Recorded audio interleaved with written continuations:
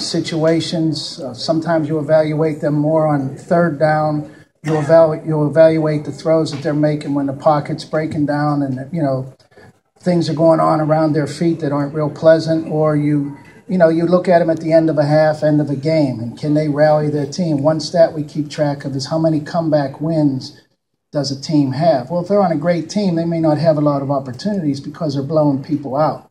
But if a guy has a lot of backup or comeback wins on his resume, that helps. So the game tape can show it? Absolutely. Kevin, when you're evaluating offensive tackles, you got a guy that can be an elite right tackle, but maybe just a so-so left tackle at the next level.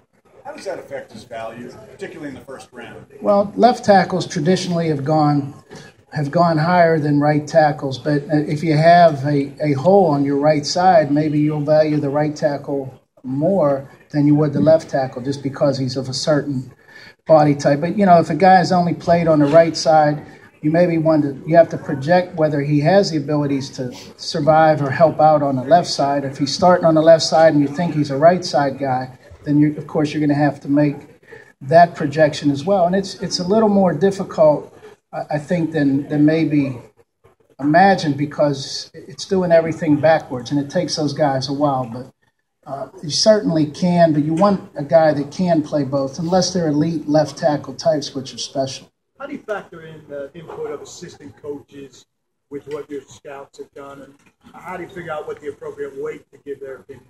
Well, in our system, our scouts, including myself, have been out from August through December. We have a set of evaluations and we have rankings. And now at this time of year, once our season's over, we include our assistant coaches, and they have to evaluate just like the scouts do. And they're responsible for writing a report and grading a player. And it's my job, along with Coach Tomlin, to put all that information together and try to make a sensible grade that for us, just as a Steeler grade. So collectively, I'm going to value their opinions. A lot of times with assistant coaches, I'd like to rely on them for more technical information. As an example, secondary play. Well, there's a lot of things about secondary play that myself and the scouts don't really know about combination coverages or real responsibilities. So I may rely on the coach and say, was he at fault? It looked like he was at fault on that play. Was that the case? And they can usually provide, and even at times they're guessing as well.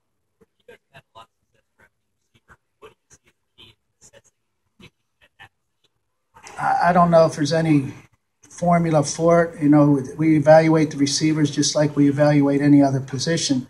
We've just been very fortunate. Can a guy, can he run? Can he separate? Can he make a contested catch? Can he make the big, tough catch in the end zone? Can he run after the catch? If he can check off all those boxes, chances are he's going to be a pretty good player. How much does the learning curve change for receivers and offensive linemen as those three spread off? Meaning? How much more do you have to teach? Got it. I think there's more that goes into it. And again, I'm not real well versed on the intricacies of a spread offense, but it is obviously a hurry up. There's usually not a huddle. There's not a lot of adjustments that are made. There's not a lot of sight adjustments that receivers have to make. So I think there's a huge learning curve, and it just takes a little longer. That's the majority of offenses in college football, so we have to adapt. The colleges won't change because they're doing what they need to do to win football games. It's our job to take the talent and work with it, but it's a little longer than if they're coming from a traditional offense for sure. Has D'Angelo Williams earned more playing time even when Le'Veon Bell returned to full go? D'Angelo was as professional a guy as I've ever been around. He knew his role coming in. Of course, Le'Veon's a great back, and we want him on the field as much as possible, but D'Angelo certainly proved, as we thought he would, that he can be a great complement, and we're anxious to see both of them back on the field. Now, Kevin, is there anything different you want to see from combine drills, and has that ever been a topic of discussion to maybe revise what's done here during this week? Yeah, I think we're in a review process, really.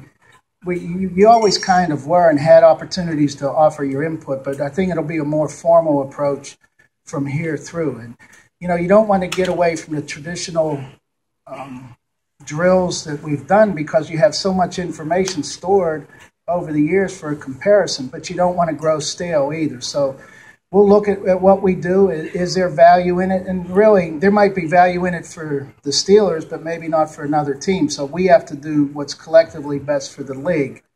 Kevin, any example of what, like a suggestion, tweak or change that you? Well, I mean, we've always talked about a 40-yard dash. I mean, the 40 has been in the game for a lot of years. Is it really necessary for an offensive lineman?